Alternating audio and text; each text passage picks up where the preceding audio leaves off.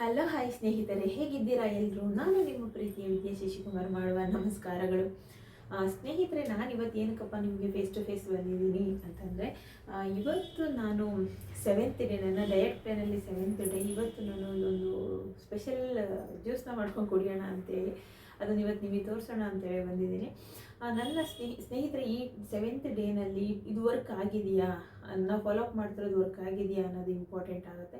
Really ಇದು work ಆಗಿದೆ. ನನಗೆ 7th ಡೇನಲ್ಲಿ 2 kgs ಕಮ್ಮಿ ಆಗಿದ್ದೀನಿ. ಆ್ಯಕ್ಚುಲಿ ನಾನು ಹಾಕಿರೋ ಚಾಲೆಂಜ್ ಬಂದು 30 ಡೇಸ್ಗೆ 5 to 6 kgs ಅಂತ ಹೇಳಿದ್ದೀನಿ ಅಷ್ಟೇ.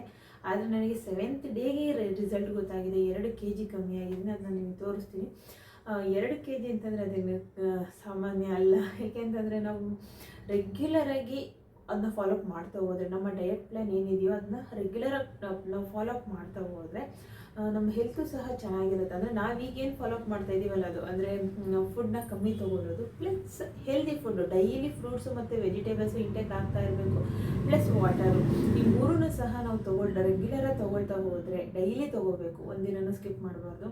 ತೊಗೊಳ್ತಾ ಹೋದರೆ ನಮ್ಮ ಬಾಡಿನೂ ಸಹ, ಅಂದರೆ ನಮ್ಮ ಬಾಡಿನೂ ಅಂದರೆ ಎನರ್ಜಿನ, ನಮ್ಮ ಬಾಡಿಗೆ ಬೇಕಾಗಿರುವಂತಹ ಪ್ರೋಟೀನ್ಸ್ ಆಗಿರ್ಬೋದು, ವಿಟಮಿನ್ಸ್ ಆಗಿರ್ಬೋದು, ಎನರ್ಜಿ ಆಗಿರ್ಬೋದು, ಪ್ರತಿಯೊಂದು ಸಹ ನಮಗೆ ಸಿಗ್ತಾ ಹೋಗುತ್ತೆ.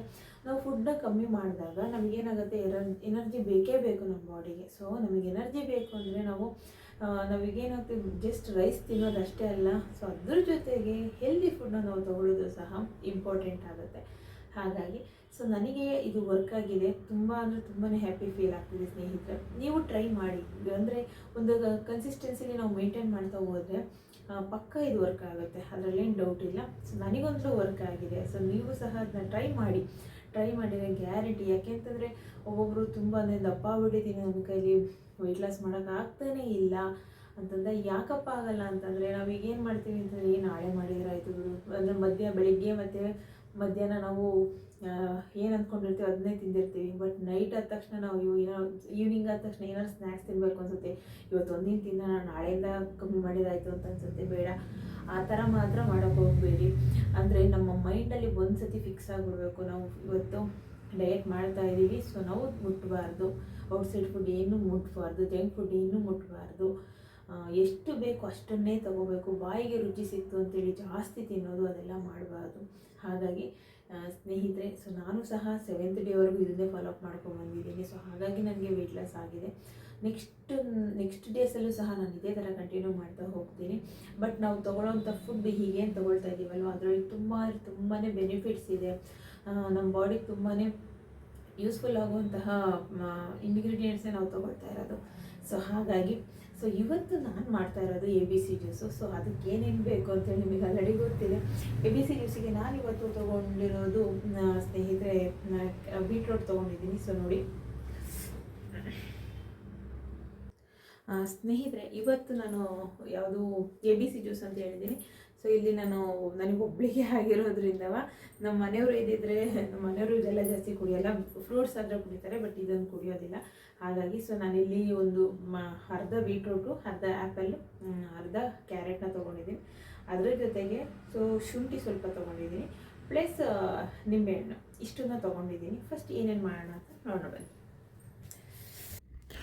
ಸ್ನೇಹಿತರೆ ನೋಡಿ, ನನ್ನ 7 ಡೇಸ್ ವೆಯ್ಟ್ ಎಷ್ಟು ಕಮ್ಮಿ ಆಗಿದೆ ಅಂತೇಳಿ ತೋರಿಸ್ತಾ ಇದ್ದೀನಿ.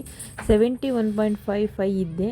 ಸೊ ಈಗ ನಾನು ಅಟ್ ಪ್ರೆಸೆಂಟ್ 68.50 ಇದ್ದೀನಿ. ಸೊ 3 kg ಕಮ್ಮಿ ಆಗಿದ್ದೀನಿ. ಸೊ ನನಗೆ ರಿಸಲ್ಟು ಗೊತ್ತಾಗಿದೆ. ಸೊ ಹಾಗಾಗಿ ನೀವು ಟ್ರೈ ಮಾಡಿ. ಇವತ್ತು ನಾನು ABC ಜ್ಯೂಸು ನಾನೇನು ರೆಡಿ ಮಾಡ್ಕೊಂಡಿದ್ದೆ ಅದನ್ನೆಲ್ಲ ಮಿಕ್ಸಿಗೆ ಹಾಕ್ಕೊಂಡು ನೀಟಾಗಿ ಜರಡಿ ಮಾಡ್ಕೊತಾ ಇದ್ದೀನಿ. ಯಾಕೆಂದರೆ ಅದನ್ನ ಹಾಗೆ ಕುಡಿದ್ರೆ ಕಸರೆ ಸಿಗುತ್ತೆ. ಹಾಗಾಗಿ ಸೊ ಜರಡಿ ಮಾಡಿಕೊಂಡು ಕುಡಿಯೋದ್ರಿಂದ ನಮಗೆ ಅಷ್ಟೊಂದು ಕಸರೆ ಅನಿಸಲ್ಲ, ಬಟ್ ಟೇಸ್ಟಿಯಾಗಿರುತ್ತೆ. ಯಾಕೆಂತಂದರೆ ನಾವು ಶುಂಠಿ ಮತ್ತು ಉಪ್ಪು ಹಾಕ್ಕೊಂಡಿರ್ತೀವಿ, ಸ್ವಲ್ಪ ನಿಂಬೆ ರಸ ಹಾಕ್ಕೊಳೋದ್ರಿಂದ ಟೇಸ್ಟಿಯಾಗಿ ಅನಿಸುತ್ತೆ. ಅಷ್ಟೊಂದೇನು ಕಸರೆ ಅನಿಸಲ್ಲ, ಕುಡಿಬೋದು. ನೋಡಿ, ರೆಡಿಯಾಗಿದೆ ABC ಜ್ಯೂಸು. ಸೊ ಇಷ್ಟೇ ಆಗಿದ್ದು, ಬಟ್ ತುಂಬ ಖುಷಿಯಾಯಿತು. ಸೊ ಮಧ್ಯಾಹ್ನಕ್ಕೆ ನಾನಿವತ್ತು ಮಾಡ್ತಿರೋದು ಸ್ಪೆಷಲ್ಲಾಗಿ ಏನಪ್ಪ ಅಂತಂತಂದರೆ, ಹೆಸರು ಕಾಳು ದೋಸೆನ ಇವತ್ತು ರೆಡಿ ಮಾಡ್ಕೊಳ್ತಾ ಇದ್ದೀನಿ. So high protein dosa. ಹಾಗಾಗಿ ಇವತ್ತು ನಾನು ರೆಡಿ ಮಾಡ್ಕೊಳ್ತೀನಿ. ಪ್ಲಸ್ ಇನ್ಸ್ಟೆಂಟಾಗಿ ಮಾಡ್ಬೋದು ಸ್ನೇಹಿತರೆ. ತುಂಬ ಈಸಿ ಅಂದರೆ ತುಂಬ ಈಸಿ ರೆಸಿಪಿ.